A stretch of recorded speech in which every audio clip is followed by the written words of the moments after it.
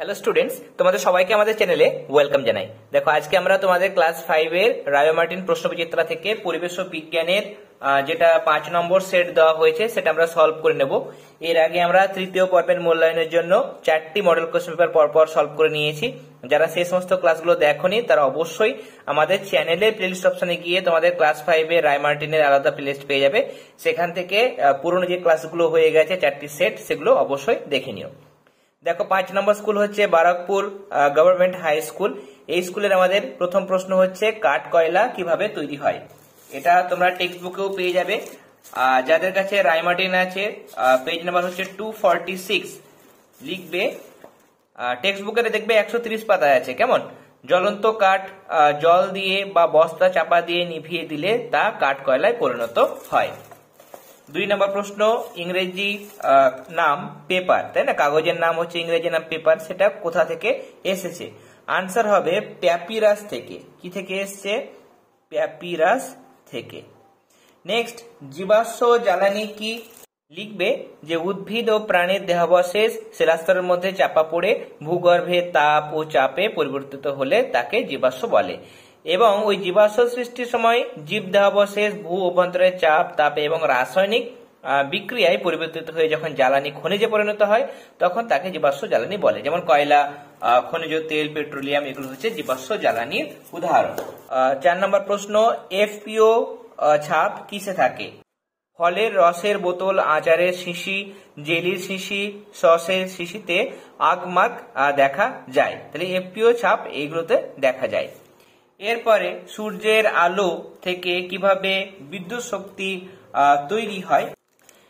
লিখবে solar panel বা silicon solar সেলের মাধ্যমে সৌরশক্তি বা সূর্যরশ্মিকে কাজে লাগিয়ে বিদ্যুৎ উৎপাদন করা হয়। এভাবে উৎপন্ন বিদ্যুৎকে বলা হয় সৌর বিদ্যুৎ। Page number 257।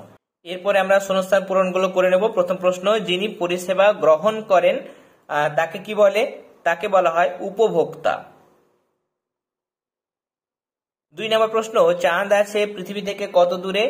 প্রায়, তোমরা লিখবে প্রায় 4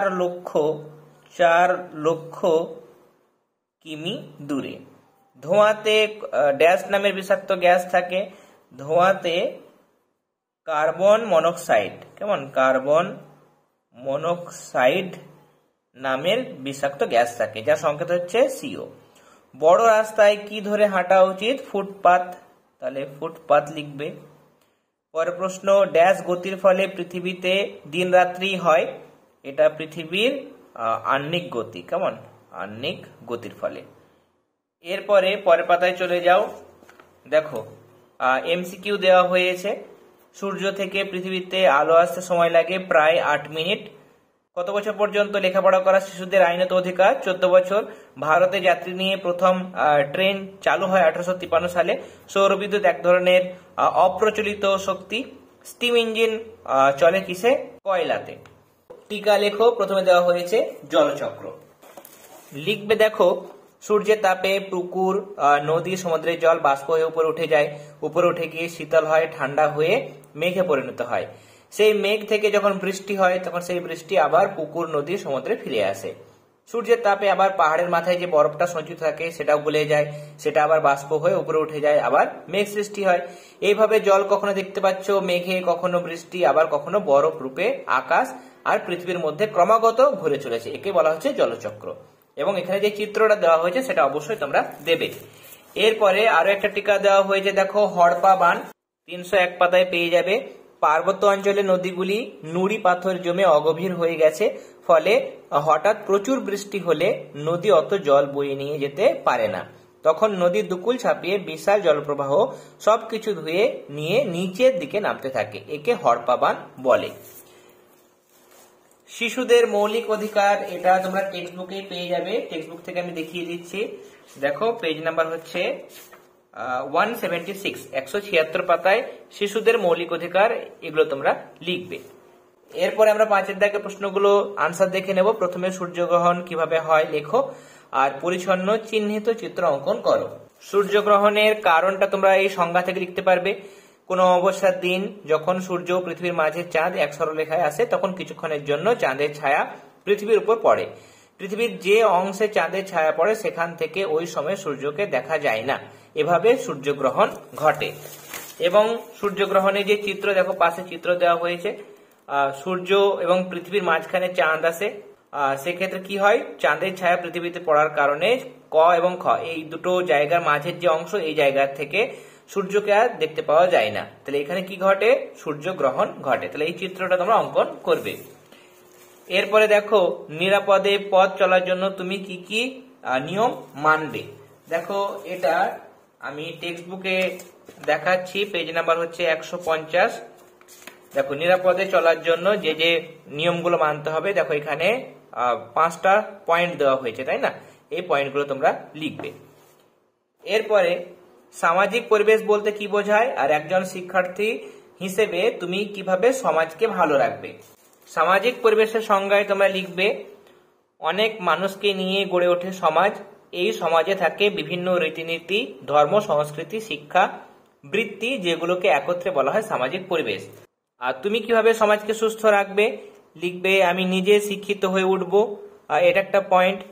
2 নম্বর পয়েন্টে লিখতে পারবে যে চারপাশের জল ও অন্যান্য প্রাকৃতিক সম্পদকে নষ্ট হতে দেব না।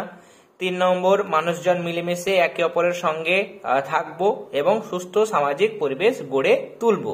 কাউকে কখনো ঘৃণা করব না এবং পরিবেশের যত্ন নেব। তাহলে এরকম ভাবে বানিয়ে তোমরা লিখবে। পেজ নাম্বার হচ্ছে 292। এরপরে 5.4, তুমি কিভাবে একজন বয়স্ক মানুষকে সাহায্য করবে। লিখবে যে বয়স্ক মানুষের কর্মদক্ষতা কমে যায়, তাই নিয়ে হাসি বিদ্রুপ করা কখনো উচিত নয়। তাদের আদেশ উপদেশ মেনে চললে তারা খুশি হন এবং সম্মানিত বোধ করেন। আমরা বয়স্ক মানুষদের বিভিন্ন কাজে সাহায্য করতে পারি, বয়স্ক মানুষদের সুখ দুঃখ সমানভাবে ভাগ করে নিতে পারি। বয়স্ক মানুষদের কাছ থেকে তাদের ছেলেবেলার নানান গল্প শুনে ওনাদের আনন্দ দেওয়া যায়। আর প্রথম যে অক্টোবর, 1 অক্টোবর, সেটা বিশ্ব বয়স্ক দিবস, আর 15 জুন বিশ্ব বয়স্ক অবমাননা প্রতিরোধ দিবস বাড়িতে পালন করে বাড়িতে বয়স্কদের শ্রদ্ধা ও সম্মান জানাতে পারি। Page number 346। যে ক্ষেত্রে পেজ নাম্বার আমি ভুলে যাচ্ছি, সেক্ষেত্রে তোমরা অবশ্যই কমেন্ট সেকশনে জানাবে। যেগুলো তোমরা খুঁজে পাচ্ছ না সেটা কমেন্ট সেকশনে জানাতে পারো, অথবা আমাদের টেলিগ্রাম গ্রুপ আছে, সেখানে তোমরা যুক্ত হয়ে তোমাদের প্রবলেমগুলো তুলে ধরবে। আমি যথাসাধ্য তোমাদের সমস্ত প্রবলেম সলভ করব। এরপরে দেখো, কয়লার মুখ্য উপাদান কি। কয়লার মুখ্য উপাদান আমি এখানে লিখে দিচ্ছি। কয়লার মধ্যে প্রধান যেটা থাকে সেটা হচ্ছে কার্বন। তাহলে কার্বন হচ্ছে মুখ্য উপাদান।